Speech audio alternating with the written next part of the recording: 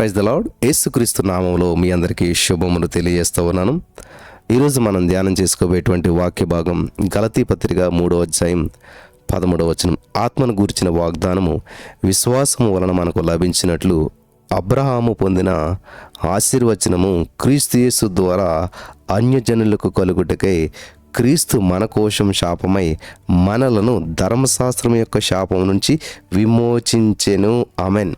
స్తోత్రం దేవా. ఈ యొక్క వాక్యపు వెలుగులో మమ్మల్ని నడిపించి బలపరిచి విత్తబడిచిన వాక్యం వ్యర్థం కాకుండా ప్రతి హృదయంలో నాటబడి నూరంతల పంట అనుభవించిన కృప చూపించమని నజరేయుడైన యేసు నామములో ప్రార్థించి నమ్మి పొందుకుని ఉన్నాం తండ్రి. ఆమెన్. చూడండి ప్రియులారా, దేవుడు మనల్ని విమోచించేశాడు, విడిపించేశాడు ధర్మశాస్త్ర సంబంధమైనటువంటి ప్రతి శాపము నుంచి. ఆమెన్. ఈ వాక్యము నమ్మిన వారు మా మీద శాపం ఉన్నది, మమ్మల్ని శాపం పనిచేస్తుంది అని అనుకోవద్దు. మీకు ఒక అద్భుతమైనటువంటి సంఘటన మీతో పంచుకోవాలని చెప్పి నేను ఆశపడుతూ ఉన్నాను. దేవునికి స్తోత్రం కలుగును గాక. దేవుడు చేసే అద్భుతమైనటువంటి కార్యాలు మన పట్ల ఎలా ఉంటాయో ఈ యొక్క వాక్యపు వెలుగులో మనం ఆ యొక్క సత్యాన్ని మనం తెలుసుకుందాం. హల్లెలూయా. దేవునికి స్తోత్రం కలుగును గాక. Holy Spirit of God, thank you Lord, thank you Lord, thank you Lord, thank you Lord. Hallelujah, hallelujah, hallelujah, hallelujah. Oh thank you Jesus. దేవుని యొక్క కార్యాలు ఎంత ఉన్నతమైనటువంటివో మీరు చాలా జాగ్రత్తగా గమనిస్తే దేవుడు మనల్ని ఎలాగా విడిపించాడు అనేటువంటి సత్యాన్ని ఈరోజు మనం తెలుసుకుందాం. సుమారు 100 సంవత్సరాల క్రితం ఆఫ్రికా దేశంలో ఉన్నటువంటి కాంగోలో ఒక చిన్న గ్రామం ఉంది. ఆ చిన్న గ్రామంలో ఇద్దరు బాలికలు ఉండేటువంటి వారు, ఇద్దరు ఆడపిల్లలు. వారి పేర్లు ఏంటంటే జీమో మరియు కానో అనేటువంటి వారిద్దరు ఆడపిల్లలు ఉండేవారు.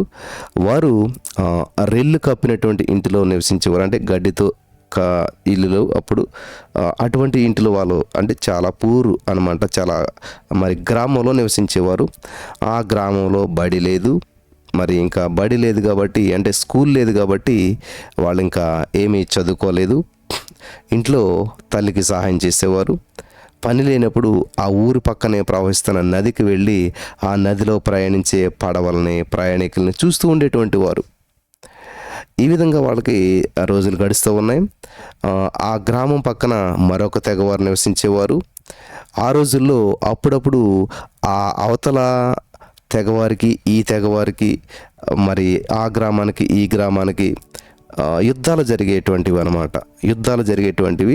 అలా యుద్ధాలు జరిగిన సమయంలో ఎవరైతే గెలిచారో ఓడిపోయినటువంటి వారి తెగలో ఉన్నటువంటి స్త్రీలను, ఆడవాళ్ళని, పిల్లల్ని బానిసలుగా తీసుకుని వెళ్ళిపోయేటువంటి వారు. ఒకసారి జీమో కానో అనే ఈ బాలికలు నివసిస్తున్నటువంటి గ్రామం పైకి మరొక తెగవారు యుద్ధానికి వచ్చారు. అలా యుద్ధం జరిగినప్పుడు ఈ యొక్క జీమో కానో బాలికలు ఉన్నటువంటి గ్రామం ఓడిపోయింది. అవతల వారు జయించేశారు. ఓడిపోయినటువంటి వీరిలో అనేక మంది స్త్రీలతో పాటు జీమో కానోలను కూడా బానిసలుగా తీసుకుని వెళ్ళిపోయారు. వీరిద్దరూ కూడా ఆ తెగ నాయకుడి దగ్గర పనిచేయటానికి వాళ్ళని పెట్టారు. చిన్నపిల్లలుగా ఉన్నారు కాబట్టి ఆ మెయిన్ ఓడిపోయినటువంటి వారు బానిసలు కాబట్టి నెగ్గిన నాయకుడి దగ్గర వీళ్ళిద్దరిని పని చేయవలసినటువంటి పరిస్థితి ఏర్పడిందనమాట. వీరు పెద్దగా అసలు చదివే లేదు, వీళ్ళకి ఏమీ తెలియదు కాబట్టి పని సరిగ్గా చేయలేకపోయేవారు. ఏమీ అంత జ్ఞానం లేదు కాబట్టి ఎలా ఉండాలో తెలిసేది కాదు. ఆ సమయంలో పని సరిగ్గా చేయట్లేదని చెప్పి కొరడాలతో రక్తం వచ్చేలా కొట్టేవారు, క్రూరంగా కొట్టేవారు చిన్న బిడ్డలిద్దరిని కూడాను. ఇలాగా కొడతా ఉన్నారు. పని సరిగ్గా చేయట్లేదని చెప్పి ఆ సమయంలోనే కాంగోలో ఉన్నటువంటి ప్రజలకి సువార్త చెప్పడానికి ఇంగ్లాండ్ నుంచి జార్జ్ గ్రెన్ఫెల్ అనేటువంటి ఒక మిషనరీ వచ్చాడు. అంటే ఒక సేవకుడు సువార్త ప్రకటన చేసుకుంటూ వెళ్తూ ఉన్నాడు. అలా ఆయన అనేక తెగల వారిని దర్శిస్తూ వారికి సువార్త చెప్పేవాడు. ఒకరోజు జీమో కానోలు పనిచేసినటువంటి తెగ నాయకుడి దగ్గరికి ఆయన వచ్చాడనమాట. ఆ సమయంలో ఆ తెగ నాయకుడు ఏం చేస్తున్నాడంటే ఈ జీమో కానో ఇద్దరిని కూడా కొరడాలతో కొడుతున్నాడు. కొడుతూ నాయకుడు ఏమంటున్నాడంటే, ఛీ, వీళ్ళిద్దరు అసలు పని సరిగ్గా చేయట్లేదు, వీళ్ళకి తిండి దండగ మన దగ్గర, ఎవరికైనా అమ్మేద్దాం వీళ్ళని, ఈ బానిసలు మనకెందుకు, వీళ్ళని ఎవరికైనా అమ్మేద్దాం అని చెప్పేసేసి ఆయన అనుకుంటూ ఉన్నాడంట. అనుకుంటున్నటువంటి సమయంలో ఈ మాటలు జార్జ్ గారితో ఉన్నాడంట. ఇదిగో ఇలా అసలు పని చేయట్లేదు, అమ్మేద్దారు అనుకున్నాను నేను అంటే వాళ్ళని చూసినటువంటి జార్జ్ గారు జాలిపడి, సువార్త ప్రకటనకై వచ్చినటువంటి జార్జ్ గారు జాలిపడి, సరే సరే అయితే అమ్మేస్తే చెప్పండి, నేనే కొనుక్కుంటాను వీళ్ళిద్దరిని అన్నాడంట. బాలికలిద్దరు చాలా సంతోషించారు. కానీ మరలా మనసులో ఒక ఆందోళన, ఇదిగో ఇప్పుడు ఈయన కొరడాలతో కొడుతుంటే రక్తమే వస్తుంది, మరి ఇదిగో కొనుక్కున్న ఆయన ఇంకెంత బాగా హింసిస్తాడో, ఇంకెంత కష్టంగా హింసిస్తాడో, ఇంకెంత దారుణంగా హింసి పెడతాడో అనేటువంటి ఆందోళన మనసులో మొదలైందంట. ఇంకెంత కఠినంగా చికిస్తాడనే భయము మొదలైందంట. జార్జ్ గారు వారిని తీసుకుని వెళ్ళి మరి తన బోటు ఎక్కించాడు. అప్పుడు చెప్తూ ఉన్నాడు, అమ్మా ఏమీ భయపడకండి, నేను మిమ్మల్ని విమోచించడానికే వచ్చాను, నేను మిమ్మల్ని విడిపించడానికే వచ్చాను, నేను మిమ్మల్ని మళ్ళా బానిసలుగా చూడను, మీరు ఇక బానిసలు కాదు. ఆమేన్, హల్లెలూయా.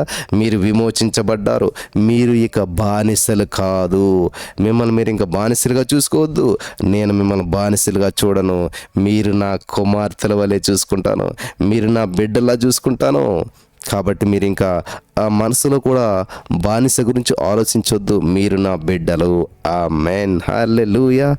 కాబట్టి మిమ్మల్ని ఆ తెగ నాయకుడు మిమ్మల్ని బానిసలుగా చూశాడు, చిత్రహింసలు పెట్టాడు. మిమ్మల్ని ఆ తెగ నాయకుని వద్ద నుంచి తప్పించడానికే కొన్నాను తప్ప మిమ్మల్ని మళ్ళా బానిసలుగా చేయడానికి కాదు. నా ఇంట్లో మీరు హాయిగా ఉండొచ్చు, అలాగే మీకు చదువు నేర్పిస్తాను, మీకు మంచి భవిష్యత్తు, మంచి బట్టలు అన్నీ ఉంటాయి, కాబట్టి మీకు ఏ సమస్య ఉండదు అని చెప్పినప్పుడు ఆ బాలికలిద్దరు ఎంతో సంతోషం పట్టలేక ఒకరినొకరు కౌగులించుకొని గట్టిగా ఏడ్చేశారంట. వెంటనే వారు బోట్లో బయలుదేరారు. ఆ బోటు బయలుదేరి మరి కొంత దూరం వెళ్ళేసరికి బోటు వెళ్తూ ఉంది. కొంత దూరం వెళ్ళేసరికి మరి ఇంకొక తెగవారు ఏం చేశారంటే, ఈ జార్జ్ గారు వెళ్తున్నటువంటి ఈ పాపలు తీసుకుని వెళ్తున్న బోటు వైపు వేగంగా వచ్చారు దాడి చేద్దారని చెప్పి. ఇంకా వారి పడ 100 గజాల దూరంలో ఉండగానే అప్పుడు ఇందులో ఉన్నటువంటి జీమో అంటుంది, ఆ బోట్లో ఉన్నది మా అన్నయ్య అని అరిసిందనమాట. అదిగో ఆ బోట్లో ఉన్నది మా అన్నయ్య అని అరిసింది. ఆమె ముందుకు వెళ్ళి చేతులూపుతూ అన్నయ్య అని చెప్పి అరిసిందనమాట. ఎప్పుడైతే అలాగ అరిసిందో అతడు తన చెల్లిని గుర్తించాడు. అతని మరి ఇదంతా జరిగే లోపల మరి జీనో వాళ్ళన్న ఉన్నటువంటి బోట్లో వాళ్ళందరూ బల్లాలు ఎక్కబెట్టేశారు. జార్జ్ గారిని చంపేద్దాము, బానిసల్ని వాళ్ళు మళ్ళీ తీసుకుంటారన్నటువంటి ఉద్దేశంతో ఈ పిల్లల్ని వాళ్ళ బానిసలు తీసుకొచ్చి అని చెప్పేసి బల్లాలు ఎక్కబెట్టి చంపేయాలనుకున్నప్పుడు ఆ పడవలో అంతా బల్లలు జార్జ్ వైపు విసరటానికి సిద్ధంగా ఉన్నారు. వెంటనే మరి ఒరే బల్లాలు దింపండి రా బాబు, అది మా చెల్లెలు అని చెప్పి అరిచాడనమాట. జీమో జరిగిందంతా కూడా తన అన్నకు చెప్పింది. తెగ నాయకుడికి మరి డబ్బు ఇచ్చి తనను జార్జ్ గారు ఎలా విడిపించారు అన్నకి ఇదంతా చెప్పింది. అతడు జార్జ్ గారిని కౌగిలించుకున్నాడు. వారి ఆచారం ప్రకారం జార్జ్ తన నుదుటిని ఢీకొట్టి తన యొక్క సంతోషాన్ని తెలిపాడు. జార్జ్ గారిని తన ఇంటికి కూడా ఆహ్వానించాడు. మరి జార్జ్ గారు వారి గ్రామానికి వెళ్ళారు. వారందరికీ యేసుక్రీస్తు ప్రభువారి యొక్క ప్రేమను గురించి ప్రకటించారు. మరి వారు జీమో కానులను క్రయధనమిచ్చి ఎలా విడిపించారో అలాగే పాపానికి లోనైపోయినటువంటి మనలను యేసుక్రీస్తు ప్రభువారు తన ప్రాణమనే క్రయధనంగా ఇచ్చేసేసి మనలందరినీ అనగా నిన్ను నన్ను మనందరినీ ధర్మశాస్త్ర సంబంధమైన ప్రతి శాపం నుంచి విడిపించేశాడు అని జార్జ్ గారు చెప్పారంట. జార్జ్ గారు చెప్పిన మాటల్ని వారంతా శ్రద్ధగా విన్నారు. ఆ గ్రామంలో చాలామంది వెంటనే యేసుక్రీస్తు ప్రభువుని సొంత రక్షణగా అంగీకరించారు, నమ్మారు, బాప్తిస్మాలు పొందారు. హల్లెలూయా. జీమో కానులు మాత్రం అందరికంటే ఎక్కువగా సంతోషించారు, దేవుని ఎంతగానో గణపరిచారు. హల్లెలూయా. దేవునికి స్తోత్రం కలుగును గాక. ఈ రోజున ఈ మాటలు వింటున్న నా ప్రియమైనటువంటి సహోదరి స్నేహితులారా, మరి ఈ రోజున మన జీవితంలో యేసయ్య కూడా ఎన్నో అద్భుతాలు చేయడానికి ఆయన ఇష్టపడుతున్నాడు. నిన్ను ప్రతి ధర్మశాస్త్ర సంబంధమైన శాపం నుంచి విమోచించేశాడు. ప్రతి బంధకం నుంచి ఈ సత్యం తెలుసుకున్న రోజున నువ్వు కూడా సంతోషంగా, సమాధానంగా, ఆనందంగా జీవితాం. ఇప్పుడు మీరు కుమారులు స్వతంత్రులే. నువ్వు బానిసవు కాదు, కుమారుడు అని చెప్పి దేవుడు సెలవిస్తూ ఉన్నాడు. నువ్వు బానిసవు కాదు, కుమార్తెవు. నమ్మినట్లయితే దేవుని శక్తిని మీరు ఖచ్చితంగా అనుభవిస్తారు. ఆమేన్.